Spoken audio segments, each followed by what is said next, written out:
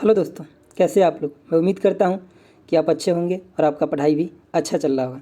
चलिए आज देखेंगे ये पेपर ग्रुप डी का है। इसमें हम मैथ्स और प्लस में साइंस में जो भी न्यूमेरिकल आया है उसका डिस्कशन करेंगे। ये काफ़ी इंपॉर्टेंट टॉपिक है, आप ध्यान से देखिए ये पेपर जो है ये कब का आया हुआ है, तो 24/9 का आया हुआ ये पेपर है। ठीक है, ये एक्चुअली नहीं दिखाना रहता इसलिए मैं इसको हाइड कर दिया हूँ। चलिए आज देखते हैं मैथ का जो भी क्वेश्चन है वो, और प्लस में साइंस का जो न्यूमेरिकल आया हुआ है सभी देखेंगे, बहुत अच्छे से देखेंगे। आप मन लगा के देखिए, आपको बहुत बेनिफिट मिलेगा इससे। चलिए देखिए पहला क्वेश्चन क्या कह रहा है। पहला क्वेश्चन क्या कह रहा है कि 1/2 द्रव्यमान की कोई वस्तु है जिसका वेलोसिटी कितना है, यानी कि वेग जो है 2v है, तो उसका संवेग क्या होगा। तो संवेग यानी कि मोमेंटम इक्वल टू क्या होता है, m इंटू में v होता है।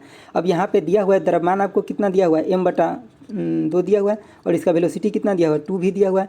तो ये 2 से ये 2 कट जाएगा, तो आपके पास कितना बचेगा, mv। तो इसका ऑप्शन 2 जो है वो करेक्ट हो जाएगा, यानी कि इसका mv होगा, आंसर मोमेंटम आएगा फाइनली। चलिए दूसरा क्वेश्चन देखते हैं। दूसरा क्वेश्चन क्या कह रहा है कि 4 अंकों को अवरोही क्रम में रखने पर वो अंक क्या है, W है, X है, Y है और Z है। ठीक है, इसको अवरोही क्रम में रखा गया, किसको किसको, W, X, Y और Z को रखा गया है। जिसमें से कह रहा है सबसे छोटा 3 का औसत कितना है, 25.5 है, क्वेश्चन में दिया गया।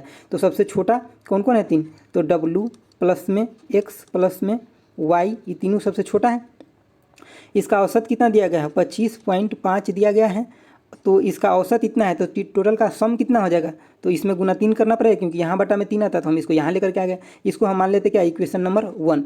दूसरा देखिए क्या कह रहा है कि 3 सबसे बड़ा का औसत दिया गया है कितना, 29.5। तो 3 सबसे बड़ा, 3 से यानी कि जो छोटा है वो स्टार्टिंग का तीनों है और बड़ा लास्ट का तीनों है। तो बड़ा तीनों कौन हो जाएगा, यानी कि X प्लस में Y प्लस में Z। इसका एवरेज जो दिया गया औसत कितना है, 29.5 है। तो इसका टोटल सम कितना हो जाएगा, गुने में 3 से गुना करना पड़ेगा, क्योंकि यहाँ 3 आता तो हम डायरेक्ट मल्टीप्लाई कर दिए। इसको इक्वेशन नंबर 2 मान लेते हैं। अब देखिए क्वेश्चन में क्या पूछा गया। क्वेश्चन में आपको पूछा गया है पड़ास, यानी कि पड़ास पूछा गया है। इसको इंग्लिश में क्या बोलते हैं, रेंज बोलते हैं, रेंज बोलते हैं। ये क्या होता है कि सबसे बड़ा माइनस सबसे छोटा। तो इसमें सबसे बड़ा कौन है, सबसे बड़ा हो गया आपका Z, और सबसे छोटा कौन है, W। तो आप देखिए इक्वेशन 2 माइनस इक्वेशन 1 कर लेंगे तो क्या आ जाएगा, Z माइनस W आ जाएगा। तो हमें डायरेक्ट ही मिल जाएगा इसका आंसर। तो हम क्या करें, इक्वेशन 2 माइनस 1 कर लेते हैं। अब देखिए तो क्या हो जाएगा, Z माइनस W हटाएंगे तो कितना आ जाएगा, 29.5 गुने में 3 माइनस में 25.5 गुने में 3।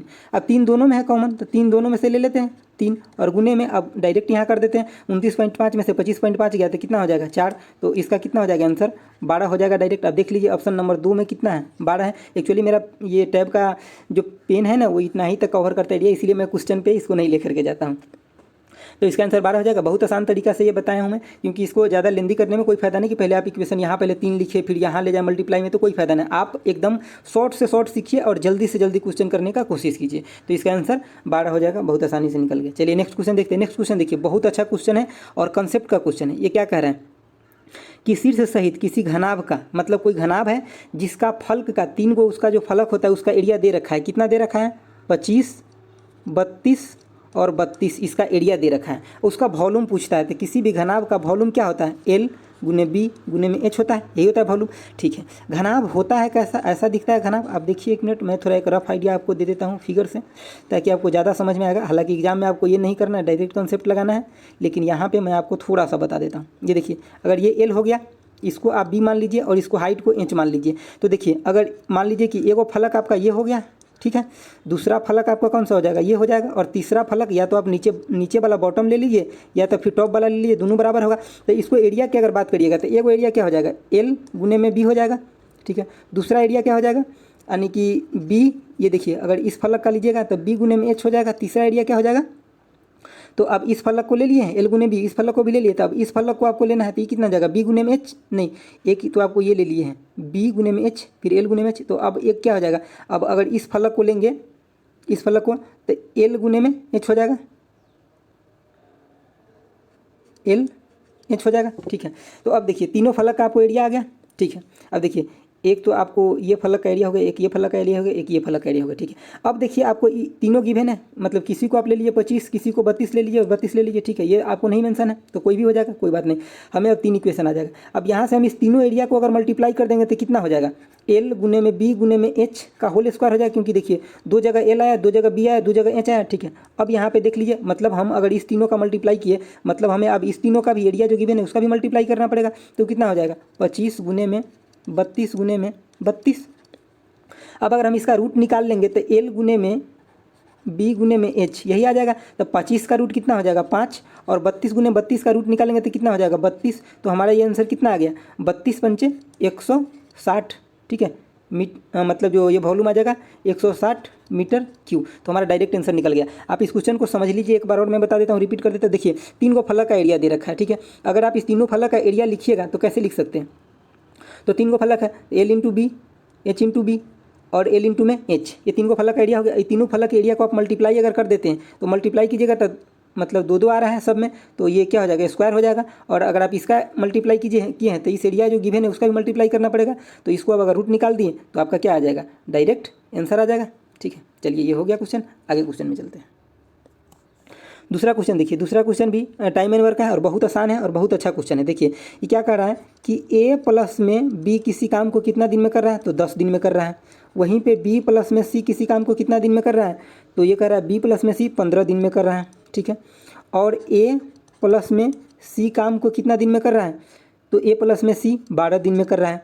तो पूछा क्या है कि ये तीनों मिलकर कितने दिन में कर सकता है। तो आपको सिंपल क्या करना है, या तो इसका एलसीएम ले लीजिए। देखिए एलसीएम लेना कंपलसरी नहीं होता है, कोई आप एक ऐसा नंबर ले लीजिए सूटेबल जो इस तीनों से कट जाए। तो मैं देखता हूँ कि अगर 60 लेता हूँ, ठीक है, तो इस तीनों से कट जाएगा। 10 से कैसे कितना कटेगा तो कितना होगा, अगर 10 से भाग देंगे तो 6 होगा, 15 से देंगे तो 4 होगा, 12 से देंगे तो 5 हो जाएगा, ठीक है। अब ये जो निकल के आता है ये एक्चुअली जो होता है ये हम टोटल वर्क मानते हैं। ये कितना क्या मानते हैं, टोटल वर्क हो गया। और ये इफिशियंसी हो गया, जैसे कि A प्लस बी का इफिशियंसी 6 हो गया, B प्लस सी का 4 हो गया, A प्लस सी का 5 हो गया। अगर मैं इस तीनों का इफिशियंसी जोड़ता हूँ तो यहाँ पे 2 बार A 2 bar B 2 bar C दिखता है। तो 2 इंटू में क्या हो जाएगा, A प्लस में B प्लस में C इजकल टू में इसका इफिशियंसी कितना हो जाएगा, 4 6 10 और 5 15 हो जाएगा। तो अगर मैं A प्लस में B प्लस में अगर C की इफिशियंसी बात करूं तो 2 से डिवाइड हो जाएगा, यानी कि 7.5 हो जाएगा। आपको पता है कि कोई भी चीज़ के वर्क इजकल टू में क्या होता है, इफिशियंसी इनटू में टाइम होता है। इफिशियंसी क्या मतलब कार्य करने का जो दर है, इफिशियंसी इनटू टाइम। अब हमें यहाँ पे टाइम निकालना है तीनों का, तो हम तीनों के लिए वर्क कितना मान रखे थे 60, तो ये कितना हो जाएगा 60 बटा में, और तीनों का इफिशियंसी कितना निकल के आया, तो ये है 7.5। तो यहाँ पे क्या करेंगे 7.5 से डिवाइड कर देंगे तो हमें क्या आ जाएगा 8 आ जाएगा, ठीक है। तो यही हो गया 8 डे में ये तीनों मिलकर के वर्क को कर लेगा। चलिए नेक्स्ट क्वेश्चन देखते हैं। नेक्स्ट क्वेश्चन क्या कह रहा है कि किसी व्यक्ति के पास 5 प्रतिरोध हैं जिसके प्रत्येक का मान कितना दिया गया है, R से प्रतिरोध को डिनोट करते हैं, प्रत्येक का मान मतलब सभी का मान 5 दिया गया है। 5 इसका यूनिट जो होता है ये ओम में लिखते हैं, ठीक है। अब इसको क्या कह रहा है, क्वेश्चन में कंडीशन दिया है कि उन्हें जोड़कर प्राप्त अधिकतम प्रतिरोध मान ज्ञात करें। तो अधिकतम देखिए, अगर आपको रेजिस्टेंस मैक्सिमम निकालना हो अधिकतम, तो हम इसको क्या करते हैं श्रेणी क्रम में जोड़ते हैं। एक मिनट वेट कीजिए, हम इसको क्या करते हैं, अभी एक्चुअली न्यू पेन है ना जो थोड़ा कम चलता है, श्रेणी क्रम में जोड़ते हैं। इसको हम इंग्लिश में क्या बोलते हैं, सीरीज में। और यही अगर आपको पूछा रहता है यहाँ पे मिनिमम यानी कि न्यूनतम, तो इसको हम किस में जोड़ते हैं, समांतर में, समांतर क्रम में जोड़ते हैं, जिसको हम इंग्लिश में क्या बोलते हैं, पैरेलल। तो आपको ये दोनों याद रखना है। अगर आपसे मैक्सिमम पूछ दे तो श्रेणी क्रम में सीरीज में, और मिनिमम पूछ दे तो समांतर क्रम में पैरेलल में, ठीक है। तो आपको यहाँ पे पूछा क्या है, मैक्सिमम। तो ये R मैक्सिमम कितना हो जाएगा 1/5 प्लस में 1/5 प्लस में 1/5, क्योंकि आपको 5 दिया हुआ है ना, तो 1/5 प्लस में 1/5। तो इसको अगर सबको अगर आप जोड़िएगा तो इसका एलसीएम लीजिएगा तो 5 हो जाएगा, ऊपर में भी 5 होगा, तो ये कितना आ जाएगा 1 ओम आ जाएगा आपको रेजिस्टेंस। तो आप देख लीजिए आंसर 1 ओम हो जाएगा। अगर यहीं पे आपको मिनिमम पूछा रहता है तो फिर इसको हम समांतर में जोड़ते हैं, यानी कि मैं इसको थोड़ा सा आपको और बता देता हूँ। देखिए नेक्स्ट पेज में बता दूंगा कि इसका फॉर्मूला क्या होता है। इसके लिए जो फॉर्मूला होता है ये direct R equivalent equal to क्या होता है, R1 प्लस में R2 प्लस में R3 जो भी है वो डायरेक्ट ऐसे जुड़ जाता है। लेकिन ये मिनिमम जो ये पैरेलल में होता है समांतर में, उसके लिए आर इक्विवेलेंट यानी कि 1/r इक्वल टू क्या होता है, इसको इक्विवेलेंट मतलब ये टोटल है 1/r1 प्लस में 1/r2, इसी क्रम में ये जुड़ते जाता है। ठीक है, तो अभी के लिए आपको जो ये बताया हूँ मैं मैक्सिमम के लिए वैसे जुड़ेगा मतलब श्रेणी क्रम में। चलिए अगला क्वेश्चन देखता हूँ। देखिए क्या कह रहा है कि नरेश और संपूर्णा का वर्तमान आयु का अनुपात दिया गया है। कौन कौन है, 2 पर्सन है, एक नरेश है और एक संपूर्णा है। इस दोनों का वर्तमान आयु का अनुपात कितना दिया गया है, तो 7:3 दिया गया है। अभी क्या कह रहा है, अब से 3 वर्ष बाद का अनुपात दिया गया है। कितना दिया गया है, तो 2:1 दिया गया है। तो कह रहा है नरेश के वर्तमान आयु क्या होगा। देखिए आपको कभी भी अगर इस रेशियो में क्वेश्चन मिल जाता है, आपको एक ही काम करना है, सिंपल। इसके अंदर जितना डिफरेंस है उससे इसमें मल्टीप्लाई कर देना है और इसके अंदर जितना डिफरेंस है उसको इसमें मल्टीप्लाई कर देना है और एक नया इक्वेशन आपको लिख लेना था। इसके अंदर देखिए कितना डिफरेंट है, तो 1 का, 2 और 1 के बीच 1 का डिफरेंट है, तो आपको यहाँ क्या करना है, 1 का मल्टीप्लाई करना है। इसके अंदर कितना है, 7 और 3 के बीच 4 का, तो आपको यहाँ पे 4 का मल्टीप्लाई करना है। अब क्या करना है, आपको एक नया इक्वेशन लिख लेना है। नया इक्वेशन लिखिएगा तो ऊपर वाला ये जो होगा कितना हो जाएगा, 7 रेशियो अभी भी 3 ही रहेगा, नीचे वाला क्या हो जाएगा, मल्टीप्लाई हो जाएगा, तो 4 दूना 8 रेशियो कितना हो जाएगा, 4 हो जाएगा। अब यहाँ पे देखिए, यहाँ पे आपको कितना का अंतर दिख रहा है, 1 का दिख रहा है, ठीक है, और यहाँ पे भी 1 का दिख रहा है, मतलब इक्वेशन अब इक्विवेलेंट हो गया, दोनों में समान का डिफरेंस दिख रहा है। ये कितना वर्ष बाद कर रहा है, 3 वर्ष बाद कर रहा है, लेकिन आपको यहाँ पे कितना मिल रहा है, 1 मिल रहा है, ठीक है, लेकिन ये बोल रहा है 3 वर्ष बाद। तो यहाँ पे 3 करने के लिए आपको क्या करना पड़ेगा, 3 का मल्टीप्लाई।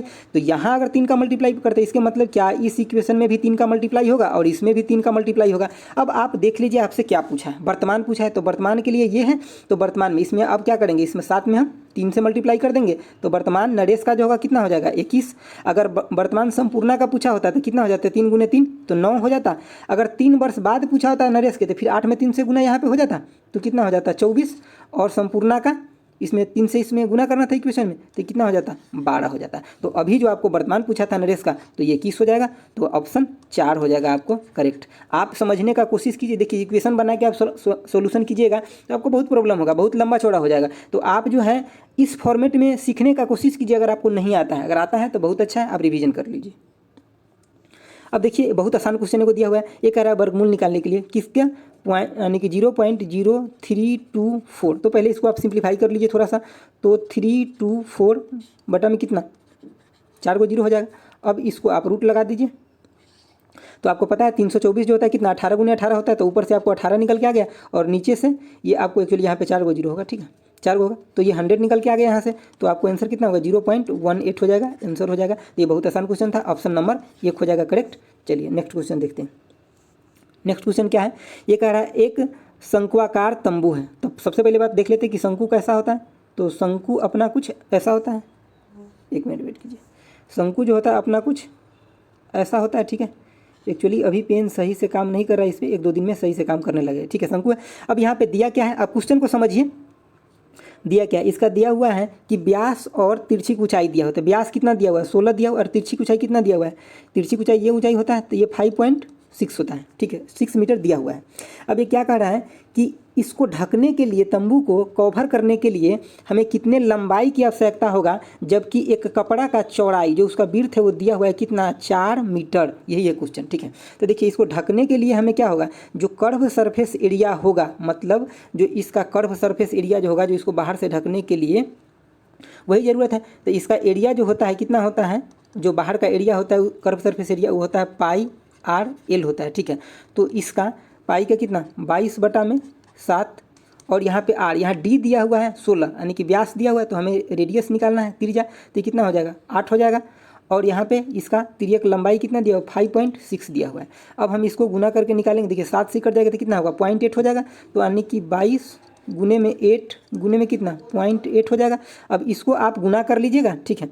जब इसको गुना कर लीजिएगा और इसमें आप क्या कीजिएगा, उसके बाद 4 से भाग कर दीजिएगा, तो जो यहाँ आपको यहाँ निकल के आएगा वही क्या निकल के आ जाएगा, लंबाई निकल के आ जाएगा। तो यहाँ पे जो आपको लंबाई निकल के आएगा फाइनली कितना आ जाएगा, 35.2 मीटर आएगा। अब एक्चुअली पेन मेरा थोड़ा सही नहीं चलता, इसलिए गुना करने में थोड़ा प्रॉब्लम हो रहा है। आप गुना कर लीजिएगा, हालांकि आप कंसेप्ट को समझिए, गुना तो आप खुद भी कर लीजिए, कंसेप्ट को समझिए।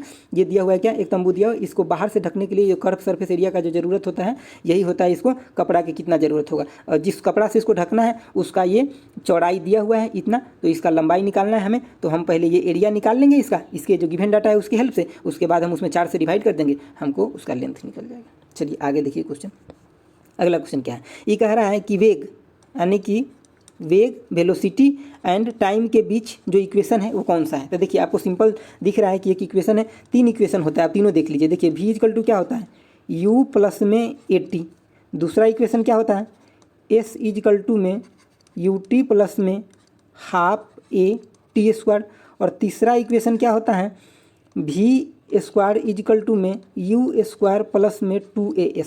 तो देखिए अगर आपको पूछे वेग और टाइम के बीच तो ये पहला इक्वेशन बताना है, आपको पूछे विस्थापन यानी कि डिस्प्लेसमेंट और टाइम के बीच तो ये दूसरा इक्वेशन बताना है, आपको अगर पूछे वेग यानी कि वेलोसिटी और विस्थापन के बीच तो ये तीसरा इक्वेशन हो जाएगा। तो आपको ये तीनों इक्वेशन ध्यान में रखना है। आपको अभी ये पूछा है, हो सकता है आपके सेट में ये पूछ दे चाहिए, कभी कभी ये भी पूछता है कि दूसरा इक्वेशन कौन है गति का यानी कि मोशन का, तो आपको ये टिक लगाना है, तीसरा कौन है तो ये है, और पहला कौन है तो ये है। आपको ये सारे कॉन्सेप्ट याद रखना है, आपको बहुत काम आएगा एग्जाम में। चलिए नेक्स्ट देखते हैं। देखिए अब क्या कर रहा है, 2 चचेरे भाई का वर्तमान उम्र का योग दिया हुआ है 54। तो हम 2 चचेरा भाई क्या मानते हैं, x प्लस में y मान लेते हैं, ठीक है। हमें तो क्वेश्चन सोल्व करना है। इसका सम कितना दिया हुआ है, 54 दिया हुआ। ये कह रहा है कि 11 वर्ष पहले बड़ा भाई छोटे भाई से 3 गुना बड़ा था। तो 11 वर्ष पहले हम यहाँ पे मान लेते हैं, बड़ा भाई x को मान लेते हैं और छोटा भाई किसको, y को मान लेते हैं। तो x माइनस 11, 11 वर्ष पहले क्या था, 3 गुना था, तो 3 इंटू में y माइनस 11 हो जाएगा। अब अगर हम इस इक्वेशन को, इसको हम इक्वेशन नंबर 1 मान लेते हैं और इसको क्या मान ले, 2 मान लेते हैं। पहले इसको सोल्व कर लेते हैं। तो x माइनस में 3y इजिकल टू में क्या हो जाएगा, यहाँ 3 से गुना होगा तो माइनस 33, और ये अगर 11 इधर आ जाएगा तो प्लस में होगा वो, तो यहाँ क्या माइनस हमारे पास कितना बचेगा, 22 बचेगा। अब हम क्या करते हैं, इक्वेशन जो 1 माने उसको और इक्वेशन 2 को दोनों को ज्वाइंट कर लेते हैं। तो इक्वेशन 1 को हम यहाँ लिख लेते हैं, x प्लस में क्या है, y इजिकल टू कितना दिया है, 54। अब इसे दोनों इक्वेशन को हम सोल्व कर लेते हैं, यहाँ पे माइनस कर लेते हैं, यहाँ भी माइनस और यहाँ भी माइनस। अगर माइनस करेंगे तो ये x से x कट जाएगा। अब हमारे पास क्या बचेगा, -4y इजिकल टू में कितना बचेगा, 6 और यहाँ पे 7, ये भी माइनस में। तो हमारे पास यहाँ क्या y निकल के आ गया 19 चौक 76 यानी कि 19 निकल के आ गया। लेकिन ये किसका उम्र है, छोटा भाई का। तो बड़ा भाई का क्या हो जाएगा, x इजिकल टू हो जाएगा कितना, 54 माइनस में कितना 19, तो ये आपको निकल के कितना आ जाएगा 35। तो ये सिंपल क्वेश्चन था। आप क्वेश्चन को प्रैक्टिस ज़्यादा से ज़्यादा करिए, आपको खूब समझ में आएगा और अच्छा नंबर आएगा आपको एग्जाम में, और सरकारी नौकरी भी आपको लगेगा। चिंता मत कीजिए, बस मेहनत कीजिए, बिना मेहनत किए नहीं होगा। अब नेक्स्ट क्वेश्चन देखिए, यदि कोई एजेंट क्या करता है कि समय t में यानी कि टाइम t दिया हुआ है में वो काम कितना w करता है, तो उसका पावर पूछा गया। देखिए आपको पावर इक्वल टू क्या होता है, वर्क बाई टाइम, ठीक है। आपको अभी तो ये फार्मूला पूछ रखा है, आपको इस फार्मूला के ऊपर न्यूमेरिकल भी पूछा जाता है, तो आपको ये बहुत इंपॉर्टेंट है, आप इसको ध्यान रखिएगा। पावर इक्वल टू हमेशा क्या होता है, वर्क बाई टाइम। तो आपको डायरेक्ट ऑप्शन नंबर 4 जो है ये करेक्ट हो जाएगा। चलिए नेक्स्ट देखिए, ये क्या कह रहा है कि आपको दे रखा है इसमें क्या, कि tan अल्फ़ा का वैल्यू आपको दे रखा है, क्या दे रखा है कि रूट के अंदर 5 माइनस 2 दे रखा है, ठीक है। अब पूछा क्या है कि tan अल्फ़ा माइनस में कॉट अल्फ़ा। आपको पता है कि tan का उल्टा क्या होता है, कॉट होता है। तो आपको tan दे रखा है कितना, रूट के अंदर 5 माइनस 2, और कॉट के लिए आप क्या लिखिएगा, tan का उल्टा। तो tan का उल्टा कितना, 5 माइनस में 2, ये 5 जो है आपको रूट के अंदर है, ठीक है। तो आपको इसमें क्या करना है, गुना करना है, कितना का, ऊपर में भी कर दीजिए रूट अंडर 5 प्लस में 2 से, और नीचे में भी कर दीजिए कितना, रूट अंडर 5 प्लस में 2 से। अब आप देखिएगा यहाँ पे क्या आपको मिल गया, a plus b into a minus b, ठीक है। तो यहाँ पे आप देखिए a square minus b square हो जाएगा, तो ए स्क्वायर कीजिएगा यानी कि रूट अंडर 5 के स्क्वायर कीजिएगा तो आपको 5 मिल जाएगा, और -2 इंटू +2 के गुना कीजिएगा तो -4 हो जाएगा। मतलब नीचे वाला टर्म तो 1 आ गया, तो आपको नीचे वाला टर्म को लेना ही नहीं है। तो आपको अब डायरेक्ट क्या लेना है कि रूट के अंदर 5 माइनस में 2, और यहाँ माइनस लगा हुआ है, तब यहाँ इसमें माइनस से मल्टीप्लाई हो जाएगा, तो माइनस में रूट के अंदर 5, और यहाँ प्लस है तो फिर ये माइनस हो जाएगा, माइनस में 2। तो अब ये से ये कट जाएगा, तो आपके पास आंसर क्या आ जाएगा, -4 आ जाएगा आंसर, जो ऑप्शन नंबर 4 में दिया है आपका ये करेक्ट हो जाएगा। चलिए नेक्स्ट क्वेश्चन देखते हैं।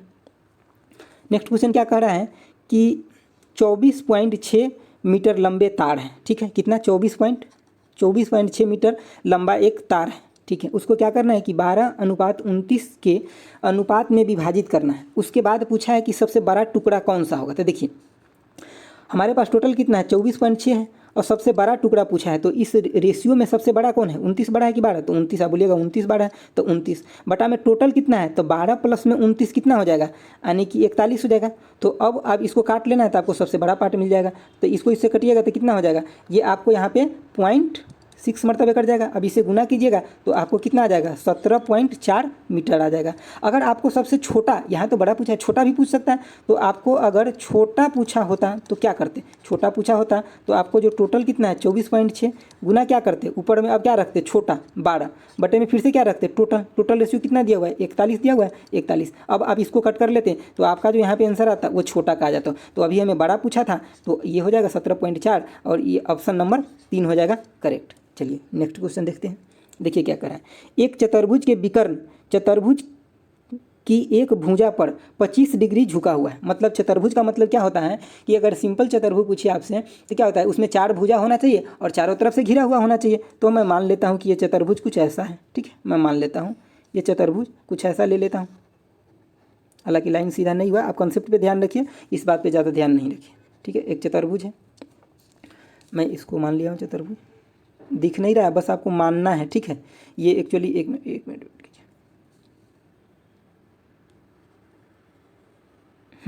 चलिए ठीक बन गया फिर भी।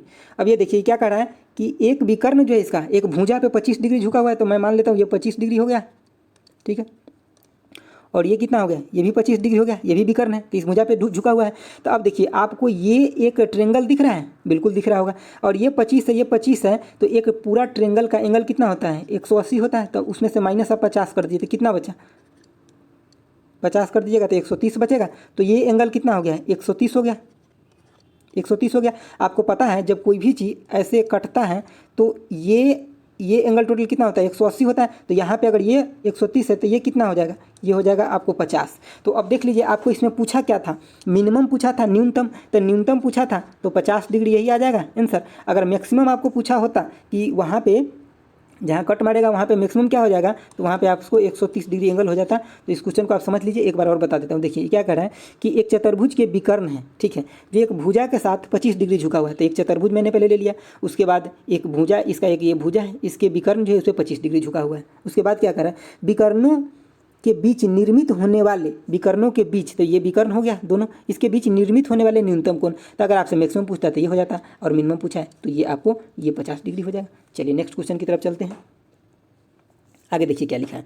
ये क्वेश्चन एक्चुअली बहुत सिंपल है और काफ़ी स्टूडेंट इसमें बहुत ज़्यादा टाइम लगा देंगे। देखिए पहले तो क्या करेंगे, इसमें 4 इक्वेशन दिया है और HCF इसमें पूछा है, यानी कि मॉस हाईएस्ट कॉमन फैक्टर। अब देखिए इसमें इक्वेशन क्या दिया है, 15x² प्लस में 8x और माइनस में 12। दूसरा इक्वेशन क्या दिया हुआ है, 3x² प्लस में x माइनस में 2। अगला क्या दिया हुआ है, 3x² माइनस में 2x। और चौथा इक्वेशन क्या दिया है, 9x² माइनस में 12x। और उसके बाद प्लस में कितना दिया हुआ है, 4। अब देखिए आप तो एक सॉल्यूशन जो मतलब आप कन्वेंशनल तरीका से कीजिएगा वो ये है कि आप चारों इक्वेशन का पहले फैक्टर निकालिए, उसमें देखिए सभी में कॉमन कौन है। लेकिन आप थोड़ा दिमाग लगाइएगा तो ऑप्शन में देखिए एक फैक्टर दिया गया है, मतलब सभी में फैक्टर दिया गया, मतलब ये चारों इक्वेशन में कॉमन होगा। तो आप पहले जो 3 टर्म में दिया है उसको छोड़ दीजिए। एक वो इक्वेशन आपको यहाँ पर दिखाई दे रहा होगा कि 2 ही टर्म में इक्वेशन दिया गया है, मतलब इसमें भी वो जो आंसर में अवेलेबल होगा वो इसमें भी वो कॉमन फैक्टर अवेलेबल होगा। तो आप यहाँ से देखिए क्या कॉमन ले सकते हैं। तो यहाँ अगर x लीजिएगा, अगर इसका फैक्टर आप बनाइएगा तो यही बनाइएगा ना, x इंटू में 3x माइनस में 2।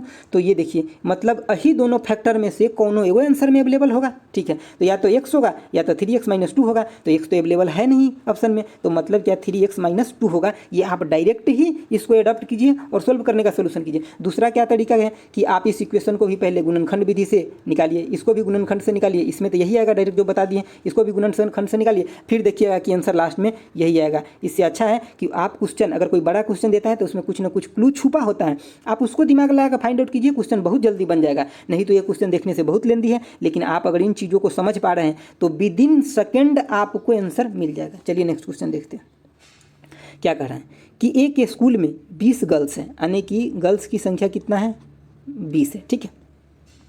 अब क्या कह रहा है कि यदि उसमें से एक लड़की को जिसकी आयु 18 वर्ष है, ठीक है, एक लड़की है जिसका आयु 18 वर्ष है, किसी अन्य लड़की के द्वारा स्थानांतरित किया जाता है, लड़की की आयु का औसत 2 माह कम हो जाता है, तो नई लड़की शामिल हुई, उसका क्या है। आप सिंपल क्वेश्चन को समझिए क्या कहना चाह रहा है। कह रहा है कि 20 लड़की है, ठीक है।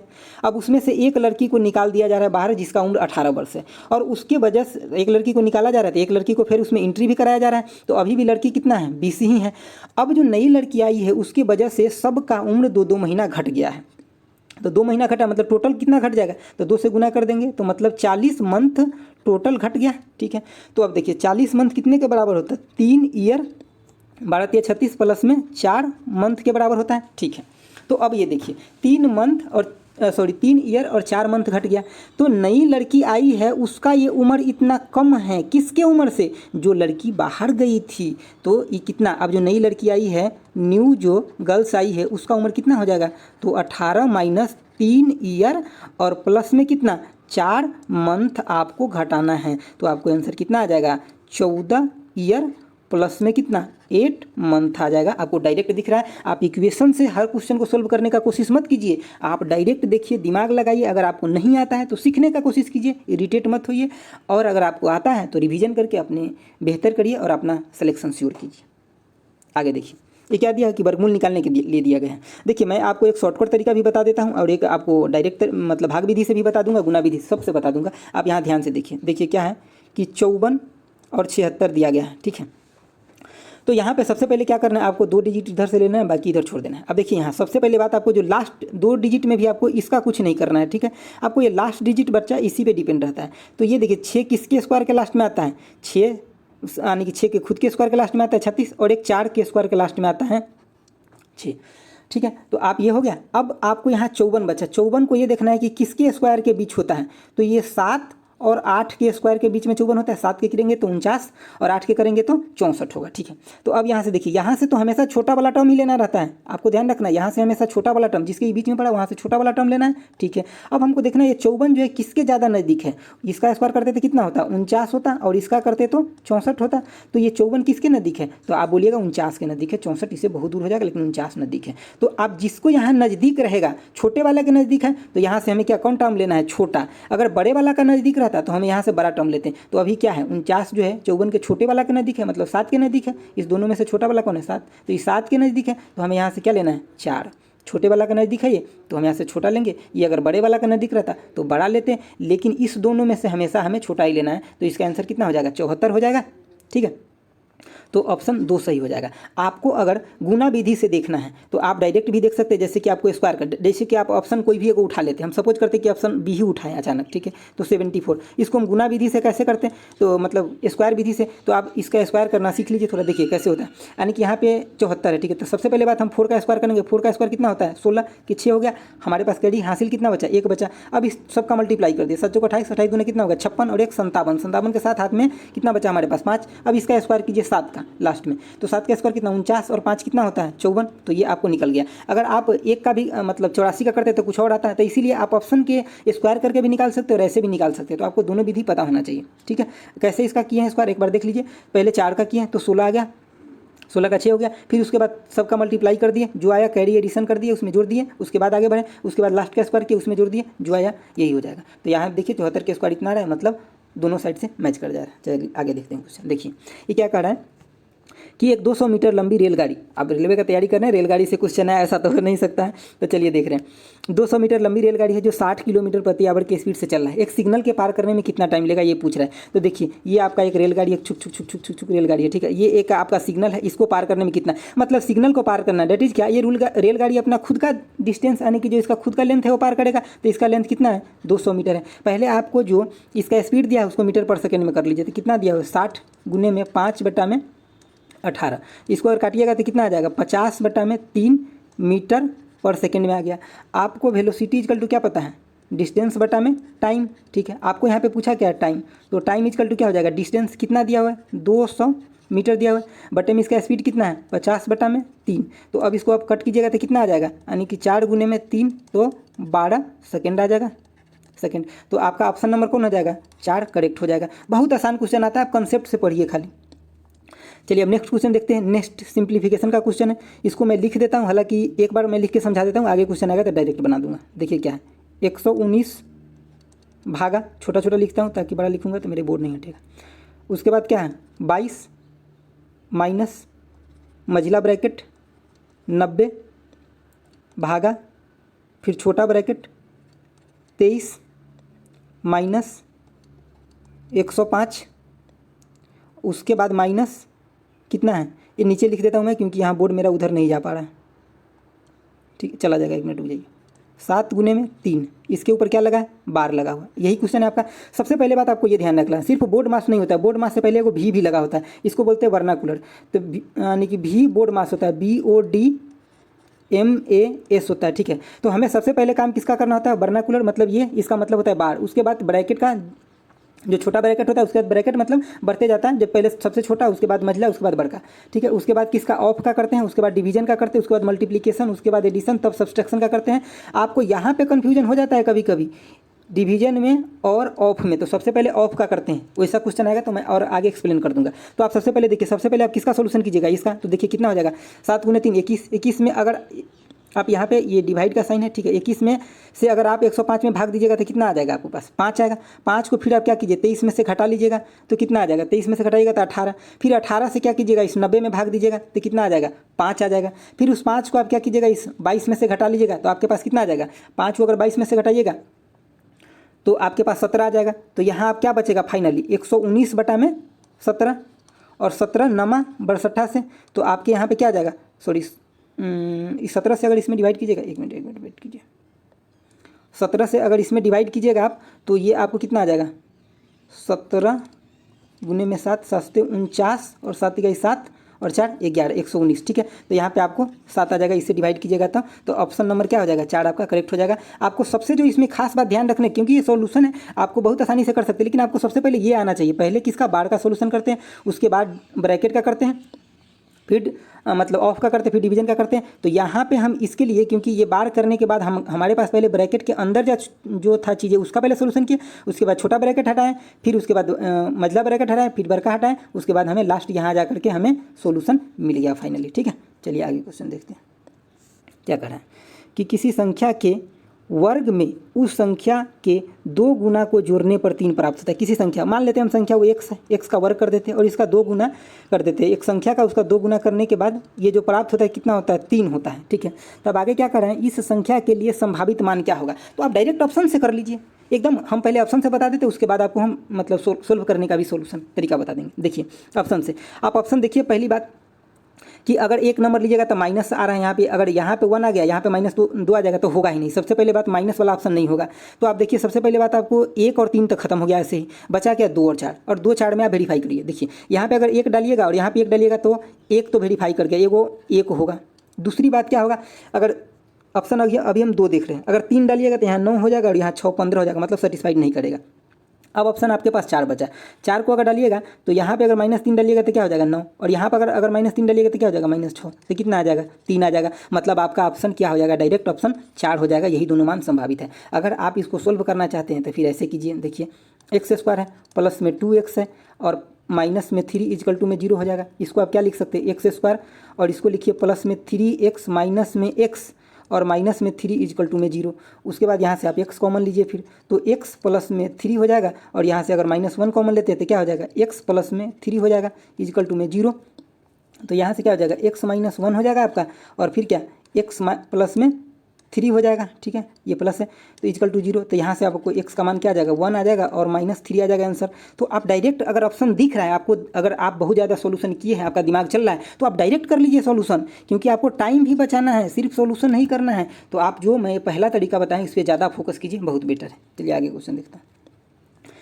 नेक्स्ट क्वेश्चन देखिए क्या पूछा है कि एक कुली जमीन से क्या करता है, 20 kg का सामान उठाता है, कितना मीटर तक, 2 मीटर तक उठाता है, अपने सर पे रखता है। उसके बाद क्या करता है, क्या पूछ रहा है कि सामान पर उसके द्वारा किया गया कार्य कितना होगा, मतलब काम कितना होगा। देखिए ये एक्चुअली क्या होता है, पोटेंशियल एनर्जी का एक फॉर्मूला होता है, ठीक है। ये क्या होता है, mgh, इसका यूनिट जो होता है किस में होता है, जूल में होता है, क्योंकि ये वर्क ही होता है। एक्चुअली ये क्या होता है, वर्क होता है, ठीक है। तो आपको जो भी दिया हुआ है, आपको अगर कभी भी क्वेश्चन मिल जाए, जैसे कि ऊंचाई पे उठा रहा है, उसका एक्सेलरेशन दिया हुआ है कुछ भी, तो आपको इसी फॉर्मूला पे वो बनेगा। तो आपको यहाँ क्या दे रहा है, मास दिया है कितना 20, अगर ये g का वैल्यू यहाँ पे 10 दिया है, अगर नहीं दिया रहता तो हम कितना लेते हैं 9.8, तो यहाँ पे हमें 10, उसके बाद कितना 2 मीटर हाइट पे उठा रहा है, तो कितना हो जाएगा 400 हो जाएगा। हम आपको पहले ही बताया कि इसका यूनिट क्या होता है, जूल में होता है, ठीक है, जूल में। कई बार ये किलो जूल में पूछ लेता है, तो 0.4 किलो जूल होता, क्योंकि हम किलो जूल में कन्वर्ट करने के लिए यहाँ पे क्या करते हैं 1000 से भाग देते। तो अभी के क्वेश्चन के अकॉर्डिंग ऑप्शन ये होगा, यानी कि ऑप्शन नंबर 3 जो होगा करेक्ट होगा आपको। चलिए आगे क्वेश्चन देखते हैं। आगे देखिए क्या पूछ रहा है। आगे पूछ रहा है कि यहाँ 2 वर्षों का डाटा दिया गया है और इसमें पूछ रहा है कि कौन कितने महीने में मतलब एक स्टेप आगे भी है, मतलब मैं आपको दिखा देता हूँ, ये भी है तो मैं पहले इसको बता देता हूँ, उसके बाद उसका आंसर आगे है, ठीक है। तो यहाँ पे कह रहा है कि कितने महीने में सब्जी का मूल्य समान रहा। तो आप यहाँ पे देखिए अप्रैल, मई, जून और जुलाई, ठीक है। तो यहाँ कितने मंथ में पूछ रहा है, कितने महीनों तक। तो अप्रैल से मई 1 मंथ तक, मई से जून 2 मंथ तक और जून से जुलाई 3 मंथ तक। तो यहाँ तक पर 3 महीने के लिए देखिए तीनों महीने में 80-80 है। देखिए अप्रैल में, मई में, जून में और जुलाई में। आप ऐसे इसको काउंट मत कर लीजिएगा अप्रैल, मई, जून, जुलाई, तो गड़बड़ हो जाएगा आंसर। यहाँ पे कितने महीने तक सब्जियों का मूल्य, तो अप्रैल से मई 1 महीना, मान लीजिए कि 10 अप्रैल से रहा होगा 10 मई तक, तो 1 महीना हुआ ना। फिर यहाँ से यहाँ 1 महीना, फिर यहाँ से यहाँ 1 महीना, तो इसका ऑप्शन क्या हो जाएगा, 3 महीने तक सब्जियों का मूल्य समान रहा। इसमें आप देख सकते हैं, देखिए अप्रैल में 80-80, मई में 80-80, जून में 80-80, जुलाई में 80-80, बाकी सभी महीना का कुछ ना कुछ डिफर करता है। यहाँ 3 महीना का आगे का कट गया है, जिसमें भी डिफर कर रहा है मैं आपको आगे दिखा देता हूँ। यहाँ पे देखिए, तो यहाँ पे ऑप्शन क्या 3 जो होगा करेक्ट हो जाएगा कि 3 महीने में सभी में कितना 80-80 रहा दोनों साल में, ठीक है। चलिए आगे क्वेश्चन देखते हैं। देखिए आगे क्वेश्चन क्या कर रहा है, बहुत अच्छा क्वेश्चन है, पाई चार्ट से क्वेश्चन है। आपको पता है कि पाई चार्ट से हमेशा एक नया क्वेश्चन आता है और बहुत ईजी क्वेश्चन होता है, आपको सिर्फ थोड़ा सोचना है क्वेश्चन पे। देखिए क्या कर रहा है, निम्नलिखित पाई चार्ट वर्ष 2000 कितना का दिया है, 2017 और 18 के दौरान का दिया हुआ है। XYZ कोई कंपनी है, ठीक है, बिक्री करता है, XYZ है, ठीक है। अब इसमें आपको दे रखा है म्यूजिकल टॉय बनाने का, एक्टिव टॉय बनाने का, सॉफ्टवेयर यानी कि सॉफ्ट टॉय बनाने का, मतलब सभी तरह के दिया है। इसमें आपको पूछा क्या है, लिमिंग, जो क्वेश्चन आगे है पूछा गया लेकिन कट गया है, तो मैं आपको बता देता हूँ क्या पूछा है कि लिमिंग, LEAMING, लिमिंग ब्लॉक्स जो है BLOCKS ब्लॉक्स पे उसको कितना बिक्री होता है, ठीक है, यही पूछा गया है। तो देखिए एक्चुअली यहाँ पे सभी खिलौने के बिक्री से उत्पन्न कुल आय दिया गया है, कितना दिया गया कुल आय, तो 38, 72, 000 इतना दिया गया सभी से। आपको लीनिंग ब्लॉक से पूछा है, तो लीनिंग ब्लॉक कितना है, टोटल जो पाई चार्ट है वो 100% है, तो लीनिंग ब्लॉक कितना है 15% है, तो आपको बस 15% का इसमें वैल्यू निकाल देना था, यही हो जाएगा आपका आंसर। तो यहाँ देखिए 2 जीरो से आपको 2 जीरो कट जाएगा, अगर इसको आप गुना कीजिएगा तो कितना 38, 72, 0 गुने में 15, ये गुना आप कर लीजिएगा। यहाँ पे आंसर क्या आएगा ये मैं दिखा देता हूँ आपको आगे वाले स्लाइड में। देखिए तो यहाँ पे अगर आप किए रहते 38, 72, 0 गुने में 15, तो आपका आ जाता कितना 58,08,00। देखिए गुना करने में आपका टाइम खराब हुआ, इसीलिए मैं नहीं कर रहा हूँ, आप ये कर सकते हैं, आप सिर्फ कंसेप्ट को समझिए, ठीक है। चलिए आगे चलिए, देखिए ये बहुत आसान क्वेश्चन है, पूछा हुआ है, क्या कह रहा है कि 1120 बटे में कितना है √x है,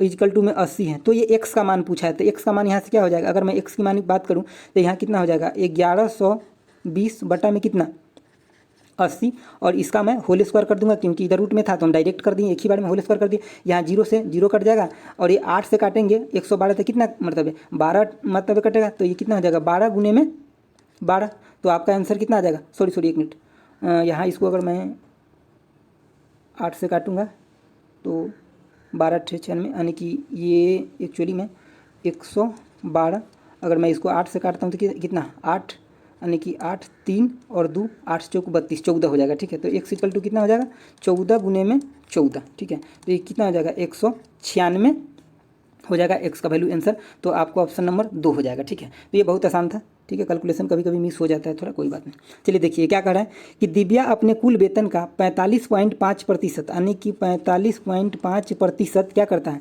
बचाती है, तो उसके बचत जो होता है दशमलव में कितना होगा, तो बहुत आसान है, यहाँ आपको परसेंटेज हटेगा तो डायरेक्ट क्या आ जाएगा, यानी कि 45.5 बटे में कितना 100, तो इसको डायरेक्ट कितना ले 0.455 ये लिखेगा, तो ऑप्शन नंबर आपको कितना 3 हो जाएगा करेक्ट। चलिए आगे देखिए, यदि त्रिभुज के, ये क्या कह रहा है क्वेश्चन नंबर कि यदि त्रिभुज के कोण का रेशियो दिया है कितना 1:2:3 दिया हुआ है के अनुपात में है, तो सबसे छोटा कोण पूछा है। तो आप देखिए इसको क्या लिख सकते हैं 1x प्लस में 2x प्लस में 3x इक्वल टू त्रिभुज के, अगर मान लिया जाए ये कोई त्रिभुज है तो इसके तीनों कोण का योग कितना होता है 180 होता है, तो 180। अब यहाँ अगर तीनों का जोड़िए कितना 6x हो जाएगा, तो डायरेक्ट आप x इक्वल टू कितना लिखिएगा 180 बटा में कितना 6, तो कितना हो जाएगा 30 हो जाएगा। और सबसे छोटा कोण कौन होगा, यही होगा सबसे छोटा जो 1x है, तो x इक्वल टू कितना 30 हो गया, तो यही आपको पूछा गया था क्वेश्चन में, तो ये 30 डिग्री इसका आंसर हो जाएगा। आपको इसमें सबसे बड़ा पूछता, यानी कि बड़ा पूछता तब क्या होता, यानी कि 30 गुने में 3, क्योंकि यहाँ देखिए सबसे बड़ा आपको ये हो जाएगा, ये बीच वाला हो जाएगा और ये सबसे छोटा हो जाएगा, तो आपका कितना हो जाता, 90 डिग्री हो जाता सबसे बड़ा एंगल। चलिए अगला क्वेश्चन देखिए। अगला क्वेश्चन ये रहा, देखिए क्वेश्चन क्या कर रहा है, बहुत आसान क्वेश्चन है और बहुत मज़ेदार है। देखिए क्या कर रहा है कि 4 लीटर एक बैरल है जो कितना लीटर का है, 4 लीटर और 500 ml का है, एसिड से भरा हुआ है। अब उसको छोटे छोटे कंटेनर में डालना है। उस कंटेनर का वॉल्यूम कितना है, 25 ml धारिता का है। तो ये पूछ रहा है कि अगर हम 4 लीटर 500 ml का एक बड़ा वॉल्यूम को अगर हम एक 25-25 ml के छोटे छोटे बर्तन में रखेंगे तो कितने बर्तन में रख सकते हैं। ठीक है, तो आप यहाँ पे देखिए क्या है, पहले तो 4 लीटर है तो इसको आप ml में कन्वर्ट कर लीजिए, हो गया 500 ml है, इतना है, तो आपको टोटल कितना हो जाएगा, 4500 ml में कन्वर्ट हो गया। आपको पास जो छोटा बर्तन है वो कितना है, 25 ml का है, तो टोटल नंबर ऑफ कंटेनर कितना हो जाएगा, कंटेनर जो पूछ रहा है, तो टोटल नंबर ऑफ कंटेनर हो जाएगा कितना, 4500 को आप डिवाइड कर दीजिए कितना, 25 से इसको काट दीजिए कितना, 4 मरतबे कट जाएगा, तो यानी कि 45 गुने में कितना 4, तो कितना 90 दूना 180 कंटेनर आपको लग जाएगा। ठीक है, 180 कंटेनर लग जाएगा। तो आप देख लीजिए ऑप्शन नंबर 1 जो हो जाएगा आपका करेक्ट हो जाएगा। चलिए आगे बढ़ते हैं। देखिए आगे क्या करा है कि एक कियोस्को है, मतलब एक टोकरी टाइप का है जिसमें विभिन्न ब्रांड का चिप्स रखा है। ठीक है, जिसमें 70% आलू चिप्स बेचने से आता है। जो आलू का चिप्स है उसमें जो उसका बिक्री होता है उसका 70% आता है, जो उसके पास पैसा आता है उसका, और 30% बिक्री जो है अन्य चिप्स से और बेकर से आता है। जो दूसरा कुछ बिकता है उससे उसका 30% आता है पैसा। अभी देखिए लिखा है क्या कि तिमाही में स्टोर की औसत बिक्री, यानी कि तिमाही मतलब कितना, 4 महीने में, 4 महीने में उसको कितना बिक्री आ रहा है, 12 लाख का आ रहा है, काफ़ी अच्छा बजट है।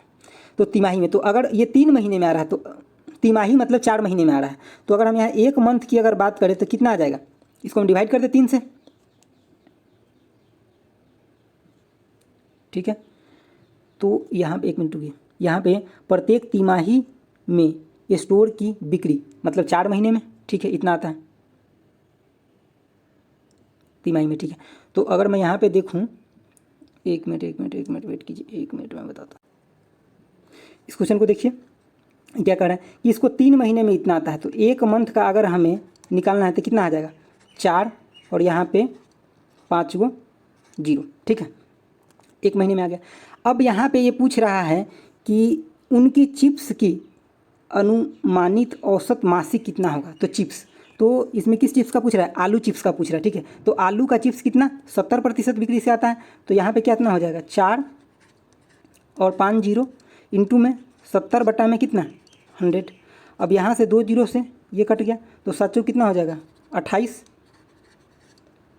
4 0। ठीक है, तो इतना रुपये का बिक्री उसको 1 महीने के अंदर आलू चिप्स से हुआ। आप एक बार और इसको समझ लीजिए। देखिए क्या कह रहा है क्वेश्चन कि मतलब एक कियोस्क में, मतलब एक जगह पे चिप्स रखा हुआ है, आलू का चिप्स है और अन्य चिप्स भी रखा हुआ है, जिसमें उसको आलू के चिप्स से जो बिक्री आता है कितना 70% का आता है। ठीक है, और अन्य से जो अन्य चिप्स है और वेफर्स है उससे उसको 30% का आता है। और यहाँ पे जो क्रय दिया है ये दिया हुआ है 12 लाख रुपया कितने महीने में, 3 महीने में टोटल बिक्री से आता है। तो 1 महीने में कितना आ जाएगा, 4 लाख आ जाएगा। ठीक है, और इस 4 लाख में हमें किसका पूछा है, आलू चिप्स का पूछा है, और आलू चिप्स की बिक्री से आता कितना है 70%, तो हमें 4 लाख का 70% निकाल लें, क्योंकि आलू चिप्स का 1 महीने का पूछा है। चलिए नेक्स्ट क्वेश्चन देखते हैं।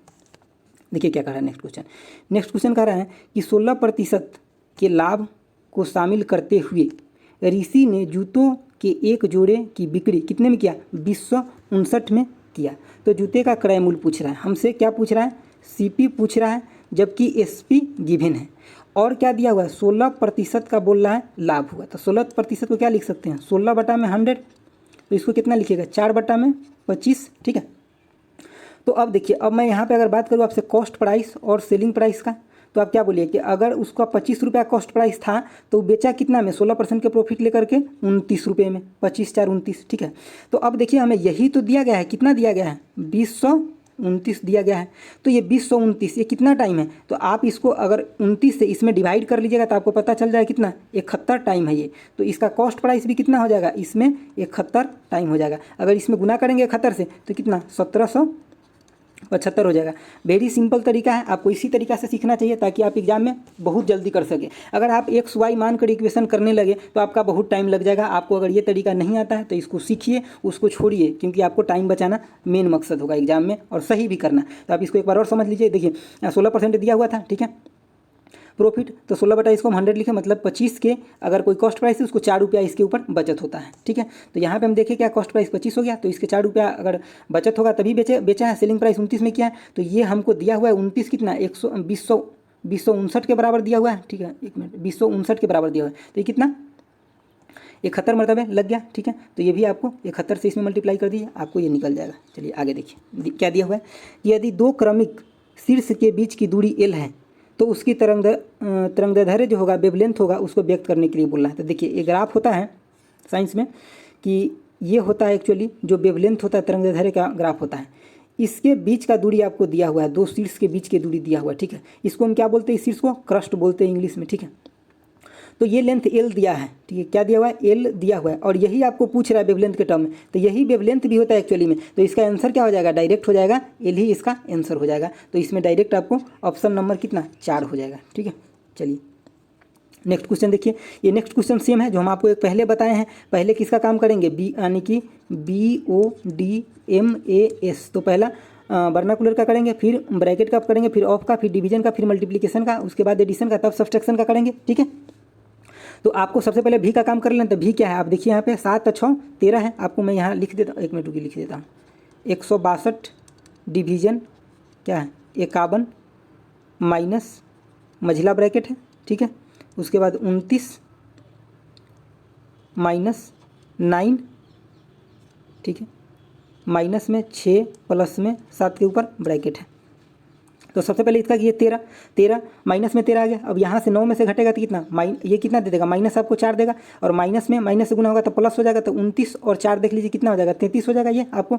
और 33 51 में से, अब यहाँ 51 में से आप 33 घटाइएगा, ठीक है। तो ये कितना बच जाएगा, 11 में से 3 गया तो कितना 8, और 4 में से 3 गया तो 18 हो गया आपके पास, ठीक है।